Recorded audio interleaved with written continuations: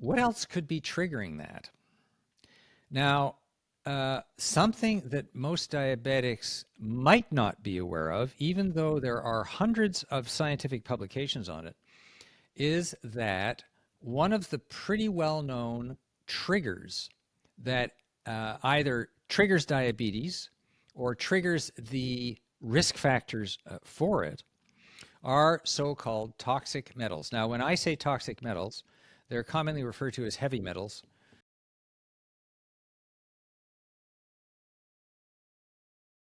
Welcome to Thriving with Diabetes, the podcast where we empower people with type 2 diabetes to live their best lives. I am your host, Ghamdan, a holistic wellness coach, helping people overcome challenges related to type 2 diabetes. As a holistic wellness coach, I have dedicated my passion for health and wellness to helping people like you navigate the complexity of type 2 diabetes. I believe that with the correct knowledge, support, and mindset, you can manage your health condition more effectively and lead a fulfilling life. Living with type 2 diabetes is not easy, and it is important to acknowledge the difficulties you face, but also remember that you have the strength and resilience within you to rise above these challenges and thrive. In today's episode of Thriving with Diabetes, we are starting on a journey to unlock the secrets to longevity. We will dive into the complex connection between heart health and diabetes and explore innovative approaches to lead healthier lives.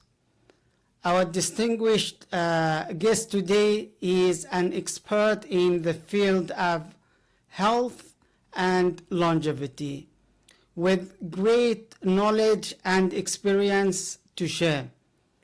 He is the author of The Nature of Longevity, a book that dives deep into the heart of what it means to live a longer, healthier life. During this episode, we will gain deep insights into the profound link between heart health and diabetes, discover the hidden stresses that can impact your health, and learn practical strategies for prevention or management. So I am excited to have our special guest with me today, Douglas Mulhall, a healthy products developer. As you know, that our podcast is all about empowering people with type 2 diabetes live or lead a healthier and more fulfilling lives. And having experts like Douglas on our show helps us achieve that goal. It is always inspiring to learn about our guests' perspectives and experiences. Before we dive into the discussion, I would love for Douglas to introduce himself and share some background about him and what he does. But before we move on, let me read his bio or information, which is very interesting. Douglas Mulhall's third best-selling book, Discovering the Nature of Longevity, Restoring the Heart and Body by Targeting Hidden Stress, is recommended by the American Institute of Stress, with forwarded by Columbia University's chief of cardiology. Douglas trains designers on how to create products that protect people from toxic substances using an award-winning certification recognized by the US EPA. He appears as an expert guest on CNN, NBC, CBS, ABC, Fox, NPR, CTV, CBC, and Great Television Network, as well as many podcast and radio talk shows. So without further ado, I will hand it over to Douglas to introduce himself. Douglas, welcome to Thriving with Diabetes podcast. Ghamdan, thanks very much for having me. And I guess I don't need to introduce myself because you just did very well. I think the one thing that I would emphasize here is that I come at this from a different direction. I spent the past 30 years training designers how to keep toxic substances out of products and buildings, how to protect people from these substances and still produce healthy products and healthy buildings that are functional and useful for people. So the scientists that I work with actually have an extremely deep background in these toxic substances that we're going to be talking about today in relationship to what you mentioned, and that is heart disease and diabetes. So it's been a long journey. And what we're going to be really, the reason that I think people are going to be interested to hear the show today is because some of the things we'll talk about are well known, but the solutions to them aren't. And what I talk about in the book is how those solutions actually exist today and can be used and are being used both in the UK, on the continent, and in North America and other parts of the world, including China. So that's what we're going to be talking about today. Okay, brilliant. Thank you. So what we want to start with is what motivated you to focus on heart health and hidden stressors and like longevity. What was the motivated or the motivation? It was a strange combination of curiosity and self-preservation. So the curiosity part was when I started looking at the standard approaches to what triggers the deadliest disease on earth, which is cardiovascular disease, which is a whole bunch of things put together, everything from stroke to heart attack to hypertension and everything in between. Something seemed to be missing. And the reason that something seemed to be missing is because many people who have heart attacks actually don't show a lot of the standard risk factors. They're not overweight. They don't drink heavily. They exercise regularly. They have a pretty good diet. And yet one day they have a heart attack. And in fact, some of my neighbors have been exactly in this situation just quite recently. They just don't fit any of the standard approaches. The other thing is that I began to wonder, why is it that we have to take heart drugs for the rest of our lives when we're diagnosed with something like hypertension and whatever? Why is it not possible to actually reverse some of the factors that are leading to this? So that was all the curiosity part, and it came up in combination with this work that I've been doing for the past few decades on why we need healthy products. In that process, I learned very quickly that toxins have a very close relationship to diabetes and to heart disease. So all of that really piqued my curiosity. And it also came out of my earlier book that you mentioned, Our Molecular Future, which talked about the integration of genetics, robotics, and artificial intelligence for humanity and what it means for us, because a big part of that is healthcare, and healthcare is impacted by that. So I wanted to look into what those technologies have in store for heart disease and diabetes therapy. The self-preservation part was really simple. My dad died of heart disease. His grandfather had heart disease. Both sides of my family. My other grandfather died of a stroke at 42. And I could see that heart disease wasn't running in my family, it was galloping. And so I saw that pretty quickly I was going to be a candidate for this, as I got older. And I thought, don't really want to be on that list of heart attack victims or of people who are taking huge amounts of drugs for the rest of their lives in a system that is really designed for sick care rather than health care. So it was that combination of curiosity and self-preservation that really sent me down this road. Very interesting story, and how it shaped your mission from like curiosity and looking at others or who are struggling, then, and you didn't want to fall in the same path or track. That is very interesting story to hear today. So let's move on and talk about the connection between heart health and diabetes. And we often hear about the connection between heart health and type 2 diabetes, especially as a complication of diabetes.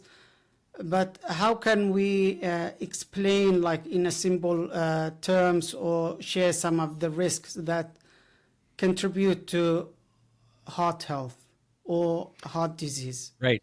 Well, I'm going to start this story by saying there's a solution, and we're going to be talking about that shortly. So, because as you said, anyone who has diabetes knows the connection between diabetes and heart disease. They don't know all of the science behind it and everything else. But what's really interesting about it is that a lot of the factors that lead to and come out of diabetes involve one really important thing, and that is your body turning against itself. Now, why do I say your body turning against itself? Because one of the pretty well-known factors involved in type 2 diabetes is chronic inflammation, correct? And so this chronic inflammation is caused by a lot of different things. You know, the glucose mechanism that goes crazy, and all kinds of other things, you know, diet, et cetera, et cetera. Now, what this does is this stuff damages your tissue. I don't want to get into, again, too many scientific details on this, but the bottom line is that your immune system is designed to use inflammation to get you out of trouble in the short run. So if you cut yourself, or you're injured, or you have a short-term infection, or any of those things, your immune system uses that inflammatory response to clean out the dead stuff, go after the culprits, get rid of them, and set you on the way to getting better. The only problem is that in conditions like diabetes and many other conditions that we're going to be talking about, that becomes chronic. And when it becomes chronic, the inflammatory response becomes chronic. And that's when the human immune system fails you gradually, slowly, inexorably. And that is that it creates this inflammatory response all through your body. So you're constantly at this low level of inflammation. And that's why in the subtitle of the book, I say targeting hidden stress, because this low level inflammation is a type of hidden stress. Quite often you won't feel it. You won't see it, you won't smell it. The senses don't really get to it until it really starts to make you sick. And by then it's a bit too late to do anything except try and, control it. At least that used to be the situation. We'll talk today about how this is actually being reversed. So you have this chronic inflammatory response. Now, the question is, what else could be triggering that? Now, something that most diabetics might not be aware of, even though there are hundreds of scientific publications on it, is that one of the pretty well-known triggers that either triggers diabetes or triggers the risk factors for it are so-called toxic metals. Now, when I say toxic metals, they're commonly referred to as heavy metals, only because these are metals that are 5 times more dense than water on the periodic table, and that's how they're called heavy metals. So just in case people are curious about why they're called heavy metals. But the thing you need to know about them is they're toxic for your cells at low levels of exposure. And by the way, that's not me saying that. That's the American Heart Association scientific panel saying that. And they just came out with an official statement that actually identifies these low levels of these toxic metals as a severe heart disease risk. So here you have them doing 2 things at once. They're provoking heart disease, and they're contributing to provoking of diabetes. It's a nasty combination. And there's a third one, and that is that they disrupt DNA. So they're also carcinogenic. So this is stuff you don't want inside you. This is stuff that has no function. Heavy metals have no function in your body. Some people know, people know that copper, zinc, and some of these trace metals, which are normally not heavy metals, are required for your cells to function. Yeah, fine. But usually we've got too much of a lot of those in us, plus these heavy metals. And so your body responds with, guess what? This chronic inflammatory response. And so it accelerates this whole process that's going on in diabetes. And what's really important is that the glucose mechanism that every single diabetic is familiar with, and I don't have to explain to anybody, is disrupted by heavy metals because they actually provoke oxidative stress that chemically disrupts the whole glucose metabolism. And this explains one thing that we'll talk about in a moment, and that is why these metals trigger diabetes, but also why people are getting better when these metals are removed from them. So that's sort of a bird's eye view of what the issue is between these toxic metals, cardiovascular disease, and diabetes. Brilliant, and too much information to digest in a short amount of time, but definitely is going to be very helpful for people with type 2 diabetes and others as well. So you mentioned toxic metals as a potential contributor to heart disease risks. So what are some common sources of toxic metals exposure, and how can they be mitigated or reduced? Yeah, this is a really interesting story because these heavy metals have been in the Earth's crust since the Earth was created. So that means that they've gotten into our soil. They naturally occur in water as a result because they leach out into water. So they're in a lot of drinking water sources. And again, we're talking about things like lead and cadmium and arsenic. There are many, many more for sure, but those are the basic ones that have been identified by the American Heart Association as problematic, and there are probably others. So just to give an example, Consumer Reports this year identified that many popular baby foods and snacks contain elevated levels of these heavy metals. Can you imagine? We're feeding these foods that have high levels of heavy metals to babies. That's why I say this starts at birth. It doesn't start when you're 30 or 40. The process is really beginning at a very young age. So it is in a lot of our foods. For example, it's in it's taken up by grains, and it's in air pollution, and that's really a big deal. It's actually, these heavy metals are connected to these tiny little particulates that are in wildfire smoke and standard, just everyday air pollution. So, of course, when you hear all of that, you say, oh my goodness, how am I going to protect myself from all of that? Well, the answer is you can't protect yourself from all of it, but you can protect yourself from a lot of it. And, just before we go any farther, I'm going to look down here. I'm just going to show people what happens when these metals get next to the elastic fiber that allows your arteries to expand and contract, and your heart also to pump blood. But this elastic is also in your skin, and actually that's why you get wrinkles when that elastic is damaged. It has nothing to do with collagen. It has to do with this substance, this elastic fiber. So here, I'm just going to put this in front of me. I think you can see it. So here, where my finger is pointing, and for those of you who are just listening, I've got two pictures here, kind of like a before and an after. And on one side are nice, smooth tendrils of elastic fiber in a 6-year-old. And on the other side is a really nasty mess of all of these degraded fibers in a 90-year-old. That part of that is being caused by these toxins.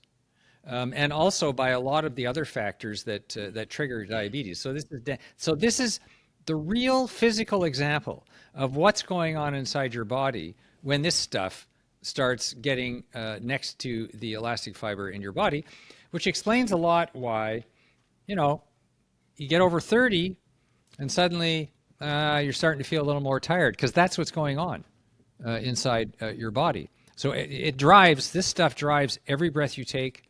And every step you make, every movement of your body is driven by this elastic fiber, and it's being degraded all the time by these chemical insults.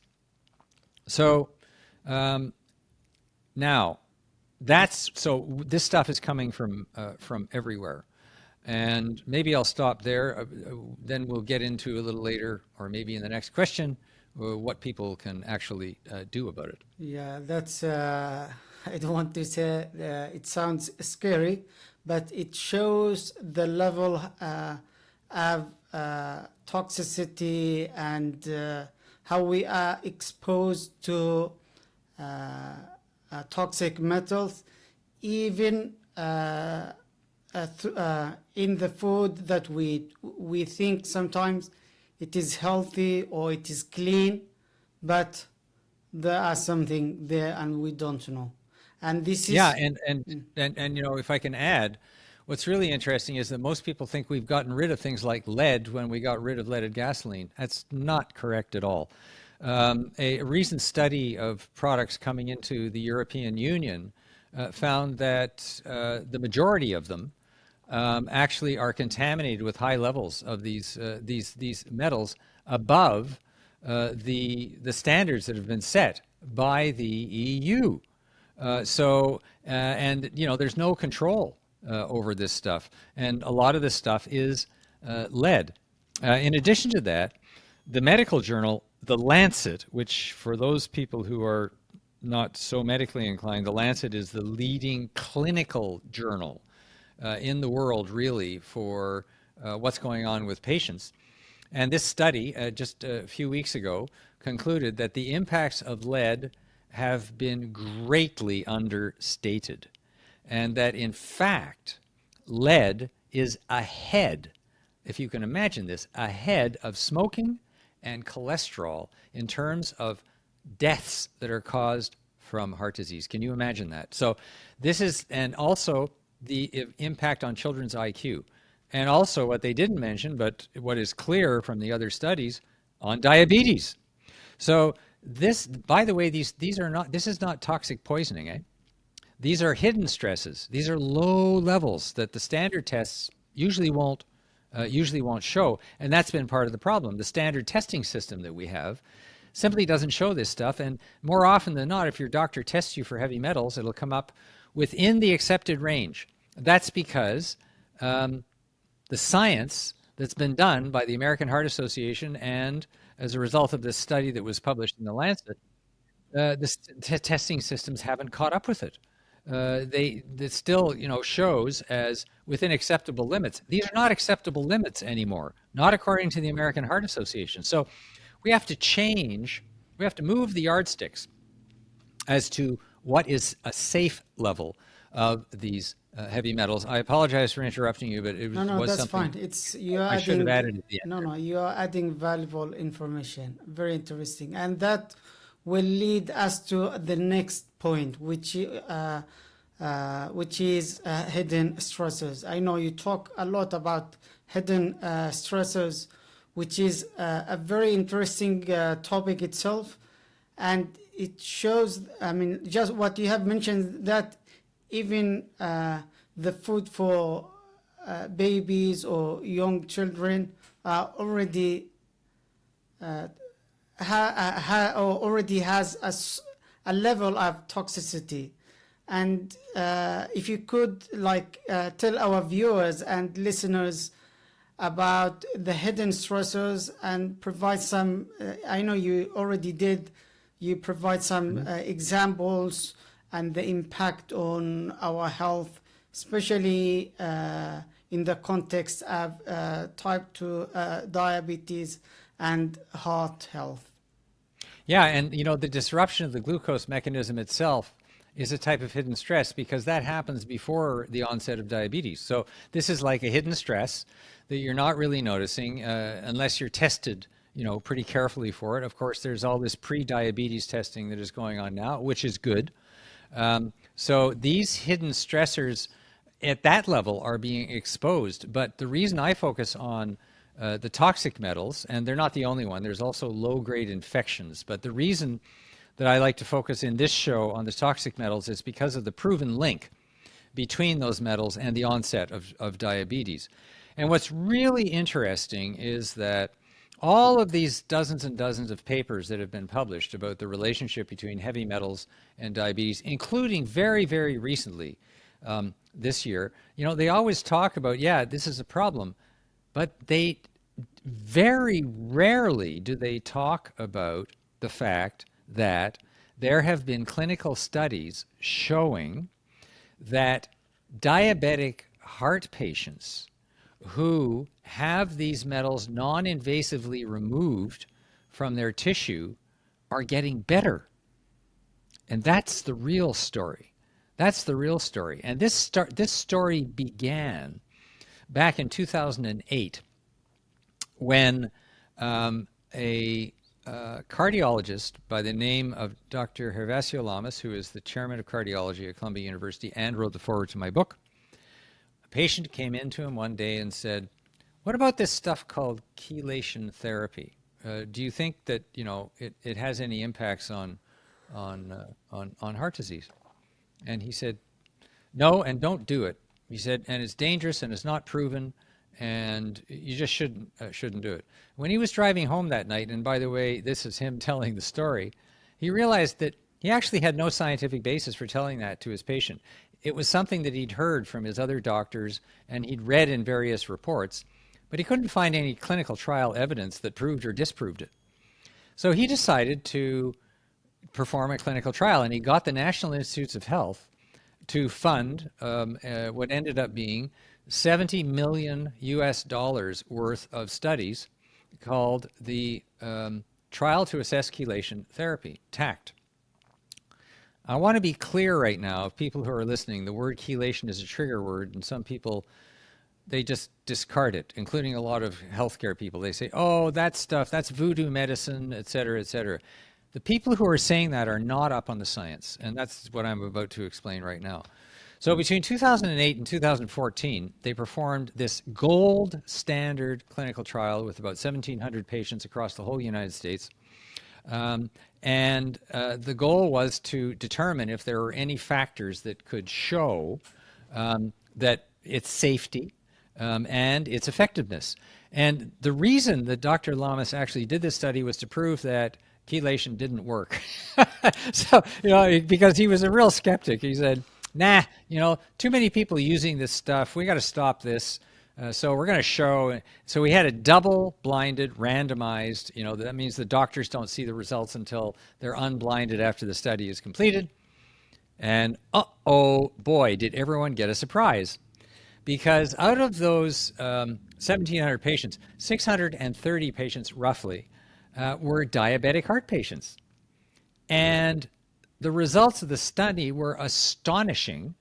Those patients showed a 41% reduction in all causes of death, all causes, not just from heart disease, over this 5-year period that they were followed. Even following the cessation of the therapy, their mortality continued to improve. Their lack of mortality continued to improve. And this was a real shock because no one simply believed it. And in fact, a lot of doctors still refuse to believe those numbers. They said, oh, the study wasn't properly done. Well, that was nonsense. It was all peer reviewed. It was published in the Journal of the American Heart Association. So, it's pretty good stuff. And it was proven to be safe. So none of that is really covered in all of these studies that cover heavy metals. And there's a good reason for that.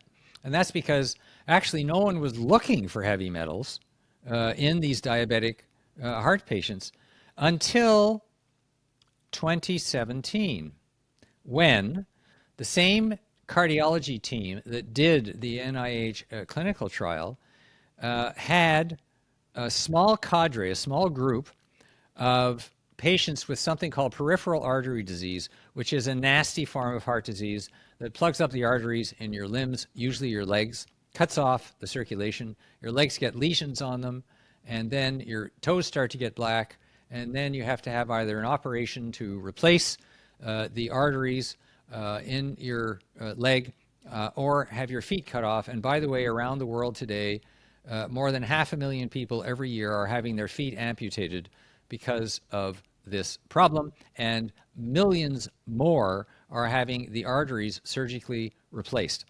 So it's a very, very serious problem. And there they were faced with these patients who were about to have their feet amputated. They decided, okay, we just did this 10-year study, and the therapy has been proven safe. And I'll just stop myself there by saying chelation therapy is a combination of two things. It is a combination of something that chelates, which means to chemically grab. It grabs chemically the heavy metals from your tissue, and you pee them out in your urine. Okay, that's how it works. The other side of it is large doses of multivitamins and minerals, which seem to be complementary. So these two things come together, and these are infused into the body by an intravenous infusion.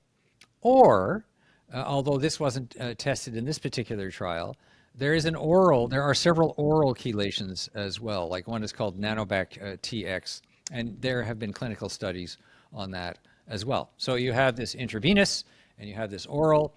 But here we're talking about the IV. Okay, so they started these peripheral artery disease patients on this regimen, and once a week for 40 weeks. After 40 weeks, all of the patients who completed, 70% of the patients completed the regimen.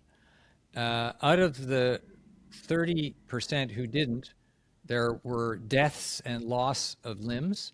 Out of the 70% who did complete the regimen, there were no deaths, there were no loss of limbs, and they started walking around on 2 feet, not one, and with pink toes, and their lesions were healed. And this result was published in 4 peer-reviewed journals. These were diabetic heart patients with peripheral artery disease, and anyone with heart disease who's diabetic knows that you are more prone to peripheral artery disease if you are a diabetic. And now we had the proof going in the other direction. So you had these hundreds of studies showing the relationship between the onset of heart disease and the onset of diabetes and the presence of these heavy metals.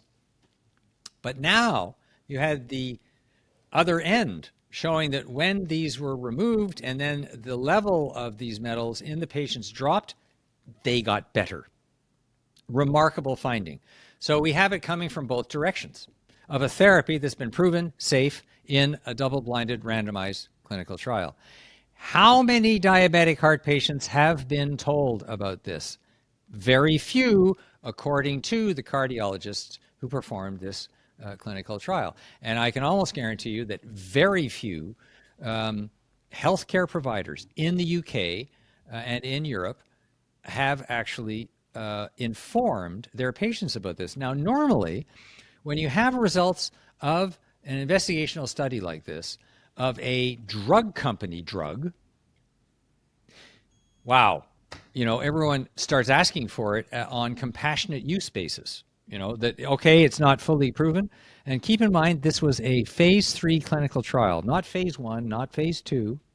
Phase 3, that means this is the big trial. This was done. Why aren't patients being told about this when, if this was a expensive drug, everyone would be told about it? And that's the problem. And that's why I wrote the book, was to tell people about it. And the book is backed up by 700 scientific references. So the great news here is, if people have peripheral artery disease, they have diabetes, they have heart disease, at very least, they need to take a second opinion and first of all, they need to ask their physicians to look at this. And if their physicians don't pay any attention to it, I would suggest going for a second opinion. I'm not giving medical advice. I never do. I'm not a physician. My expertise is in stopping these metals from getting into people. But I will say it's worth a second opinion, especially based on these types of results. And now that the Lancet has come out with this study showing that the impacts of lead have been grossly understated, this is still more reason to pay attention to this, because the same study said, guess what? Chelation is an effective way of removing lead from these patients. So that's in the Lancet. So for those healthcare providers who say that chelation is nonsense and unproven, get with the program and start to see the most recent science. Brilliant information. I think I and who are either watching or listening this episode need to watch this again and again to understand it better and deeply, so we know how things are happening, and learn about the trials and many things. And thank you for sharing this great information. And this will lead us to the next thing. I think on your website you mentioned, or in your book you mentioned, aneurysm therapy or a study. Yes. Aneurysms are a serious concern for many people, especially people with diabetes. There are some information about aneurysm, as I mentioned, on your website and on your book, which we will talk about the book in another part during this episode. But can you tell us a little bit about the study you have mentioned in your book related to prevention or treatment? Yeah, and also just I'm glad you mentioned that people can play this again and again. That's the advantage of a podcast.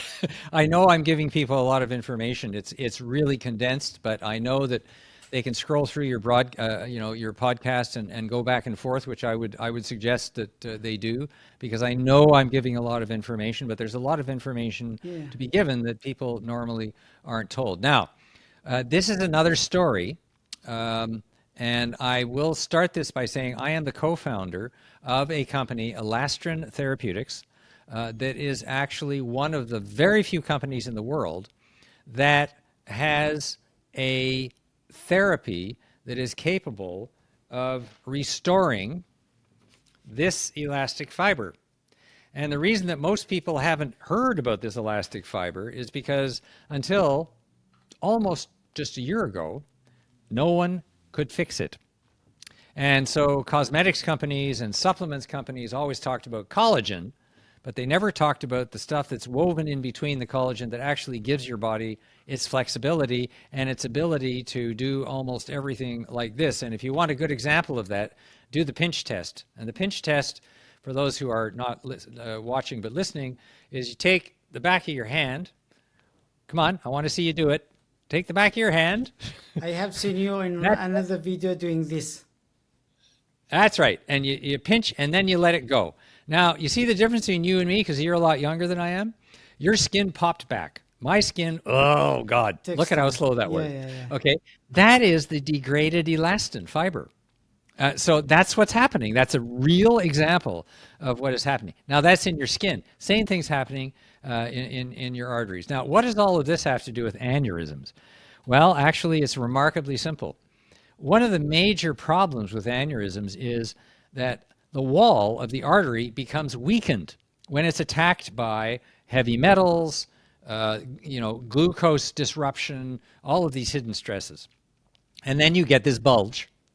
And eventually, in many cases, the bulge bursts and the results are often fatal. And more than 50 million people around the world are living with this daily threat of these aneurysms, and as you mentioned, especially diabetics.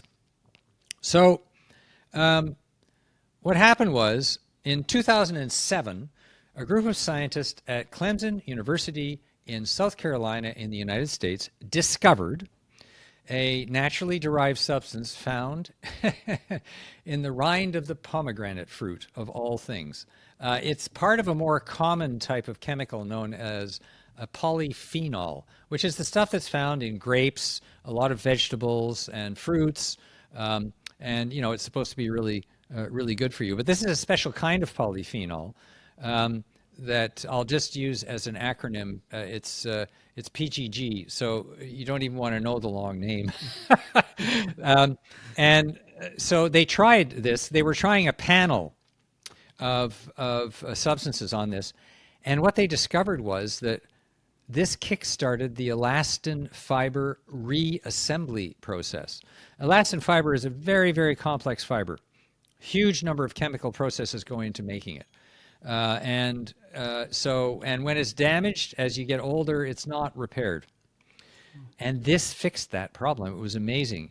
In mice and rats, they were able to show a complete repair of aneurysms. Because when the wall of the artery was strengthened, the aneurysm disappeared. That was back in 2007. So fast forward to 2023, and a sister company of ours, not our company, I'll explain what our company does in a moment, but our sister company, they did an amazing thing. They had a first-in-human clinical study that showed that the growth of these aneurysms could be slowed, and therefore the bursting could be prevented in people with aneurysms. A stunning result. And that company is called Nectaro Medical. And people can go to their website and have a look at what they're doing. You can Google it. Our company is doing the whole vascular system, the whole system of your arteries, because the whole system gets damaged in heart disease. And so our scientists, again, at Clemson University have proven that you can actually also restore the elastic fiber in the whole system. So the aneurysm therapy focuses on delivering this substance specifically to the aneurysm, whereas our therapy uses an antibody that is specific for damaged elastin through the whole arterial system. And we're expecting to go into clinical studies in the next 2 years. So this is completely exciting stuff. This is really new. This is really great. It's great news for diabetics. And if there's one message I just want to get across to people here is, we're not talking about how bad the problem is here. We're talking about how good the solution is. And people should start asking for this. And the reason they should start asking for it is they should start asking about it. Ask their doctors, ask their healthcare providers, ask their insurers, are you looking at this? If you look back at the AIDS epidemic, the reason that we had a solution to AIDS, or at least an effective therapy, was because a number of people in Hollywood got sick and started agitating heavily with the American Congress politically, and that loosened up funds to do this. It's the same thing here. Right now, these therapies are, they're not covered under the standard insurance, et cetera, et cetera, et cetera. Even though studies have shown that the chelation therapy is up to 80% less expensive than the standard surgical approach. So the standard surgical approach is hugely more expensive, but it's covered by insurance, or at least that's what people think. What they don't do is read the fine print. And that is, the fine print says up to a point. And then guess what? You get to co-pay for the rest. Now in the UK, okay, you have the NHS, which supposedly covers everything. And I know that's not the truth, because extra drugs, extra services for people who are disabled, all of the loss of quality of life that goes with it, the NHS doesn't pay you for that, and the whole system is in crisis anyways. So when people start to look at, paying for this and saying, oh, it's more expensive and the insurance doesn't cover it. More expensive than what? More expensive than what? Than dying? More expensive than going through all this misery for years and years and years? I would say it's the best investment you could ever make. Again, I'm not recommending it. I'm recommending that people inform themselves and that they positively, proactively encourage their healthcare providers to learn about this and not to carry around this same old idea that this therapy is voodoo medicine and it doesn't work. It really gets tired after a while hearing this. So there you go. Yeah, brilliant. Thank you for sharing this information. And just to mention, we are not just talking about the problems or risks, and we are talking as well about solutions. Maybe you can, before we talk about the book, which is in the next part, is there anything you want to talk about prevention, management, or innovative approaches Absolutely. to Good point. heart health and diabetes? Yep. Okay. Especially in the UK, where air quality is pretty is pretty awful in a lot of places, especially in London, but also in the north, Manchester, et cetera, et cetera. Get a good air filter for your car and your house. They're called HEPA filters. They catch these small particles that are laden with this. People spend 85% of their lives indoors, in their cars, in their houses, in offices, etc. So guess where all your air quality is coming from? It's not coming from the outside. It's inside. And inside air quality can be up to 8 times worse. And we've done a lot of studies, on air quality, and it's quite clear that we need healthier buildings. And the way that everyone here listening today can get involved in that is at home, get a decent air filter and check the certifications on that. The other thing you can do is attach a water filter to your drinking water tap that takes out heavy metals. Not all water filters will do that. So get it out of your air, get it out of your water. And by the way, you'll probably feel a lot better anyways, and you'll certainly sleep better with cleaner air in your house. So you're doing yourself, that's the most important thing that people can do right now. In terms of diet, first of all, I have to say, I'm not trying to sell the concept, but a plant-based diet with organically grown plants is a whole lot less in terms of heavy metal load than an animal based diet. Same with fish. They've got the heavy metals in them. I'm not saying stop eating all that stuff. I am completely plant-based. I have fish a couple of times a month. I'm not religious about it. But so that's something that people can do. And if you are eating meat, make sure it's organically raised, because that makes sure that the heavy metals are reduced in the feed, and in the therapies that these animals receive. So there's a lot of things that people can do right now to take control of their health. The other thing is, here's a simple thing everyone can do. They can grow this in their kitchen. Broccoli sprouts, not the big broccoli that you buy in the supermarket, the little broccolis that you grow from seeds. Anyway, you just put them in a dish, right? And in 3 or 4 days, they sprout out.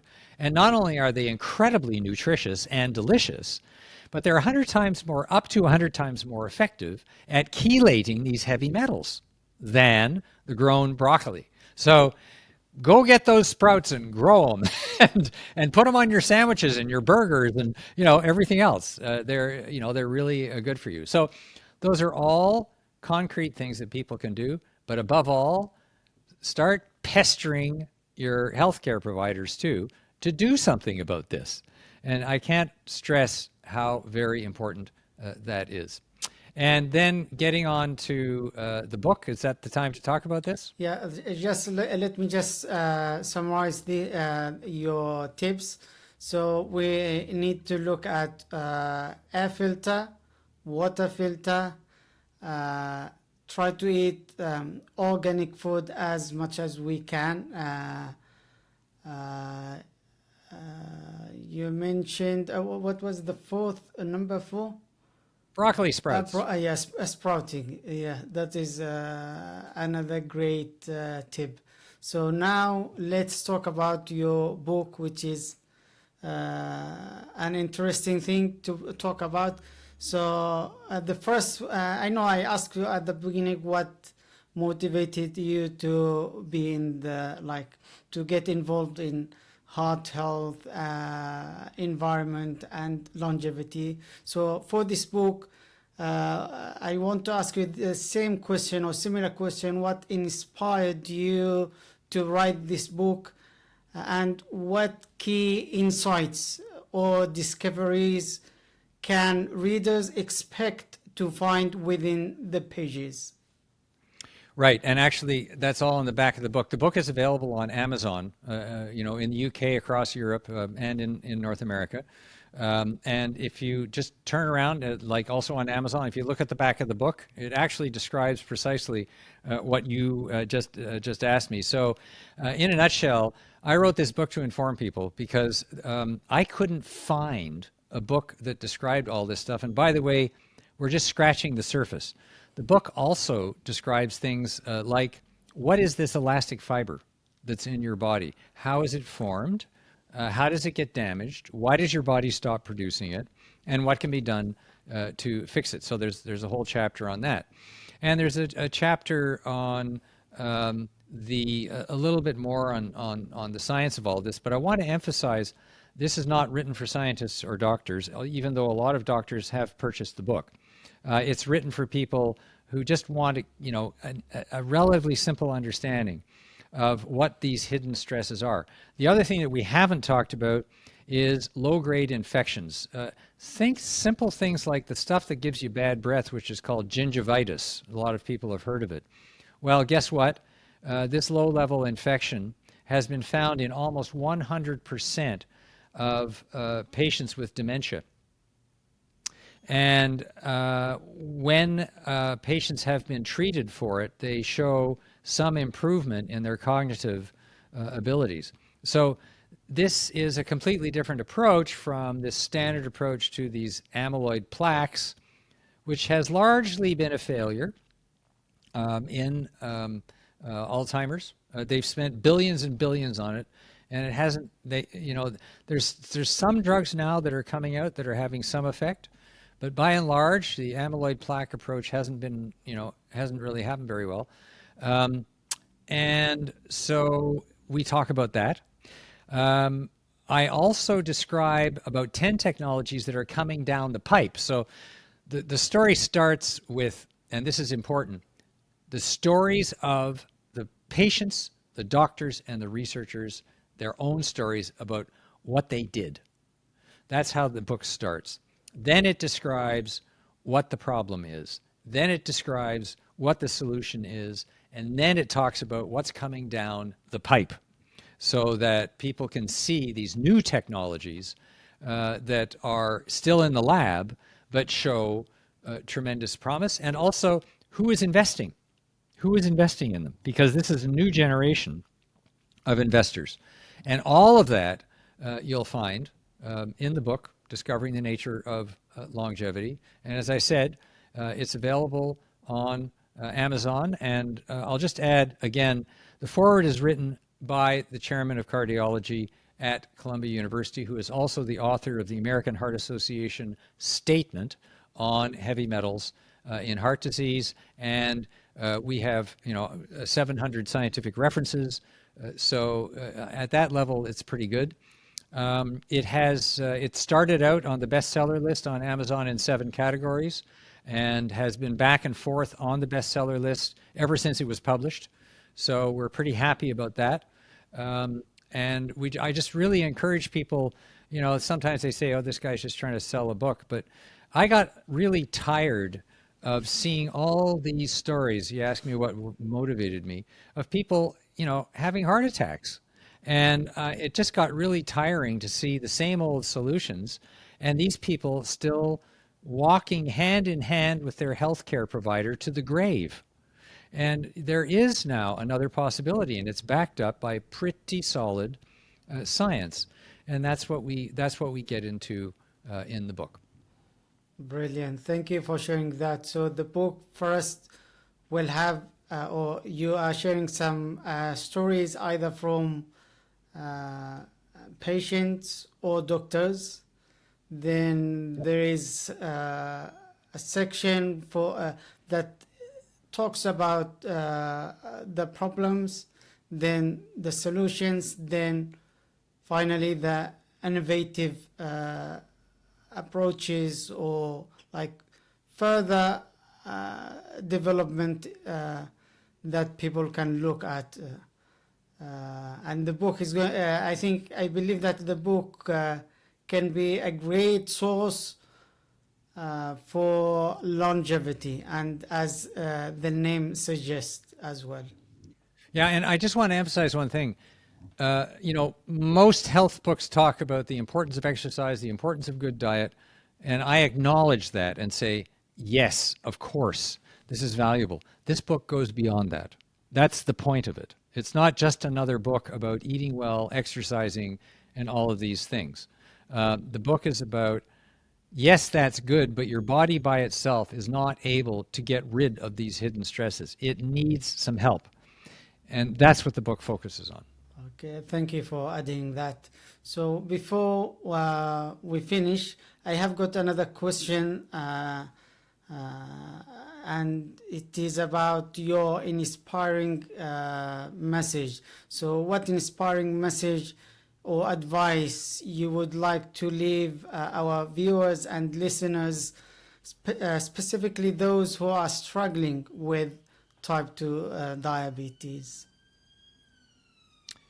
Don't take no for an answer, and get a second opinion. That's, really simple. The standard of care, we are in a sick care industry. The healthcare, the $1 trillion healthcare industry around the world is a sick care industry, and we need to transform it into a healthy care industry. And the way that's going to happen is through patients demanding it. So don't take no for an answer is my answer to your great question. Okay, thank you. How can people find you if they want to get in touch or learn about you and what you do? I would love to hear from people. They can contact me through the website, which is www.natureoflongevity. That's all one word. www.natureoflongevity.com. Or they can write me at info@natureoflongevity.com. calcify.com. So I will get that, regardless. And so those are the two ways that people can reach me, or they can reach me at a simpler email address, which is info@calcify.com. That's CALCI, F as in Frank, Y as in yellow. So calcify.com. The reason I use calcify is because calcification is a huge problem for diabetics and people with heart disease. And this book talks about how that can be reversed. So that's why it's calcify.com. Okay, thank you for sharing your contact information. And I believe that you have got a social media accounts as well. Yeah, you can find me on LinkedIn, and you can find me on, well, LinkedIn is mostly, what I go through. I also have a Facebook account. So it's just, Facebook, my name, Douglas Mulhall, and it should come up. I don't have a lot of Facebook postings yet, but I do have a pretty good video on Facebook, but also on the website that describes exactly what the book is all about. Okay, thank you for that as well. And now I want to say thank you for your time. Thank you for sharing this information and insight. Your contribution truly elevated this episode, and I deeply appreciate your valuable information you have provided us today. And I want also to thank everyone of our audience who have been watching or listening to this episode. I want to say, if you are looking for additional assistance or support, please visit wellnessimpact.org to book a call with me and see if I can help you. If you find this episode is helpful and insightful, I invite you to join our community of people committed to thriving with diabetes. To stay up to date with upcoming episodes, empowering discussions, and practical tips, make sure to subscribe to our channel, YouTube channel. For those who prefer other podcast platforms such as Spotify, you can follow the Thriving with Diabetes podcast. Once again, thank you, Douglas, for being our guest today. I also want to thank all of you who have been watching this episode. Until next time, take care of your health and keep thriving.